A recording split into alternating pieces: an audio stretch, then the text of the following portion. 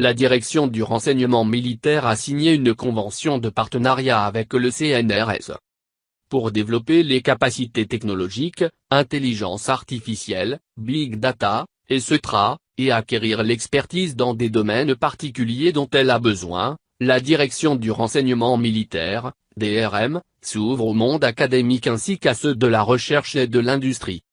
D'où la raison d'être de son projet Intelligence Campus, qui implanté sur la base aérienne de Creil, réunit des spécialistes du renseignement, des chercheurs, des startups et des industriels. La mise en relation directe de ces différentes personnes et de ces compétences va nous permettre d'améliorer le cycle d'acquisition de ces nouveaux outils qui évoluent très vite dans le civil. Nous devons donc de nous adapter en permanence. L'initiative prochainement lancée s'appuiera ainsi sur le triptyque suivant, monde universitaire, recherche et acquisition, avait ainsi expliqué le général Jean-François Ferlet, le directeur du renseignement militaire. Dans le domaine de la recherche, nous avons déjà passé un certain nombre de protocoles entre nos centres et plusieurs universités, écoles d'ingénieurs et centres de recherche, et nous allons poursuivre ces partenariats, avait ajouté le général Ferlet. Aussi, la signature d'une convention entre la DRM et le Centre national de la recherche scientifique, CNRS, le 30 mai, s'inscrit dans cette démarche. Ce partenariat porte sur 3 points. Initialement, la DRM voulait développer son expertise dans le domaine des sciences humaines et sociales.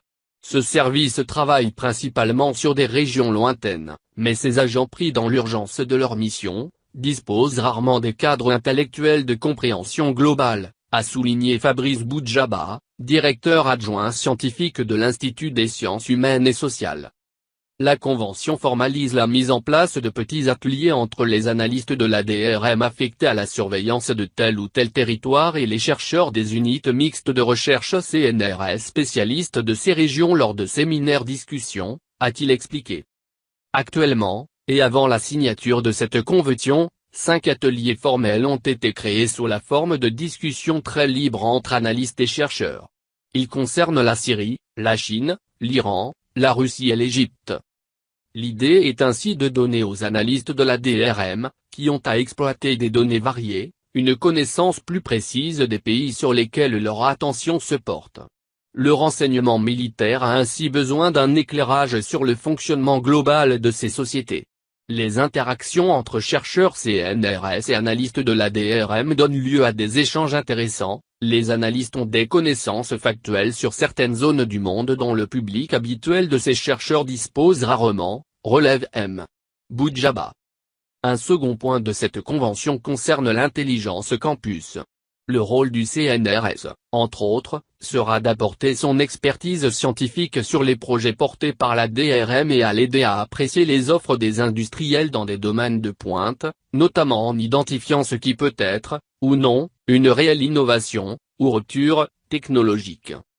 Enfin, cette convention permettra également, en donnant un cadre légal pour l'accès à certaines données sensibles, de développer la coopération dans le domaine de la recherche.